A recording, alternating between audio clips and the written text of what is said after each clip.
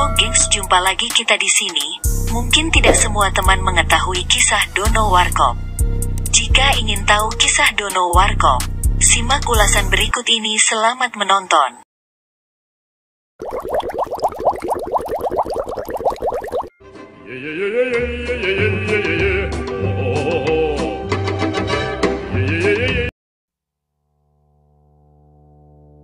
Kisah Dono Warkop yang belum banyak diketahui, pernah kuliah di luar negeri. Ternyata ia seorang intelektual. Siapa yang tidak mengenal Dono Warkop DKI, sosok pelawak yang sukses dan dicitrakan sebagai orang yang polos, lugu dan mungkin sedikit bodoh dalam film-filmnya yang sempat menguasai bioskop-bioskop tanah air. Pelawak yang bernama asli Drs. Wahyu Sardono, MS, sebenarnya adalah seorang intelektual. Beliau lulusan FISIP UI jurusan Sosiologi, dan sempat menjadi dosen di alma maternya. Dono sangat baik dan santun, pandai melawak. Di balik sikap humorisnya, Dono memiliki sisi lain yang menunjukkan kualitasnya sebagai seorang akademisi sekaligus aktivis. Di masa menjadi seorang mahasiswa, selain aktif di kelompok pencinta alam Mapala UI, Dono juga aktif di majalah Kampus Tema, yang banyak mengkritik senat mahasiswa yang kala itu tidak independen. Dono suka melawak depan perempuan cantik dan Dono Kasino Indro, mereka bersahabat sejak lama. Kehadiran Salemba menjadi tonggak pengisi kekosongan pers yang berani menjadi pemantau kekuasaan saat itu di tengah rezim Orde Baru yang otoritarian. Lewat koran Salemba, Dono banyak menyerang sejumlah kebijakan rezim Orde Baru yang korup dan menindas kebebasan berpendapat. Lewat karikatur yang dimuat edisi tanggal 15 Oktober tahun 1976, Dono menggambarkan wanita bersanggul yang mirip Ibu Tien. Wanita tersebut menggendong anak dan kakinya terkekang rantai, di mana wanita tersebut menyusui bayinya dengan peluru kendali. Di lain waktu, dalam edisi tanggal 15 Januari tahun 1977, Dono menggambar karikatur sepatu Lars militer yang menginjak sejumlah orang. Sepatu itu bertuliskan stabilitas nasional, padahal saat itu militer tengah bersikap garang kepada mahasiswa. Akibat sikap kritisnya, rumah Dono sempat diawasi oleh Intel. Namun ayahnya yang mengetahui ini, membela pilihan Dono untuk menyuarakan kebenaran.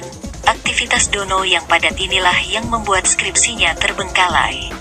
Namun akhirnya tahun 1978 Dono mampu menyelesaikan skripsi dan mempertahankannya dalam sidang. Akhirnya Dono sah menjadi sarjana. Kemudian setelah meninggalkan dunia kampus, Dono mulai sibuk dengan grup Warkop yang didirikannya ketika aktif di Mapala UI, dan akhirnya menjadi komedian tersohor. Saat tragedi Semanggi I terjadi, mahasiswa yang ditembaki aparat berlarian menyelamatkan diri masuk ke Universitas Atmajaya. Aparat yang terus mengejar dan menembak dihadang oleh Dono, yang saat itu menjadi dosen Sosiologi UI. Dengan memegang selang air hidran, Dono menyemprotkan ke arah aparat. Hal itu dilakukan Dono untuk menyelamatkan ribuan mahasiswa yang lari tunggang langgang memasuki area kampus Atmajaya. Jiwa aktivisnya yang mendorong Dono untuk melakukan hal itu. Dia hadir bersama mahasiswa di detik-detik reformasi. Setelah sebelumnya Dono ketika mahasiswa juga hadir langsung dalam aksi malari yang menggugat Orde Baru, grup lawak Warkop DKI cukup dikenal di era 80-an. Ketika memasuki masa liburan, film-film komedi Warkop DKI akan selalu menghiasi bioskop. Di tahun 90-an, film-film Warkop DKI mulai sering ditayangkan di layar kaca. Grup komedi legendaris ini digawangi oleh Doni, Kasino, dan Indro.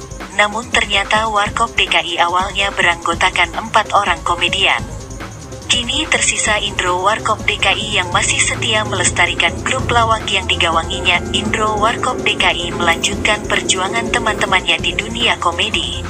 Untuk membantu melestarikan, dibuatlah film Warkop DKI Reborn yang dibintangi oleh sederet aktor kawakan tanah air.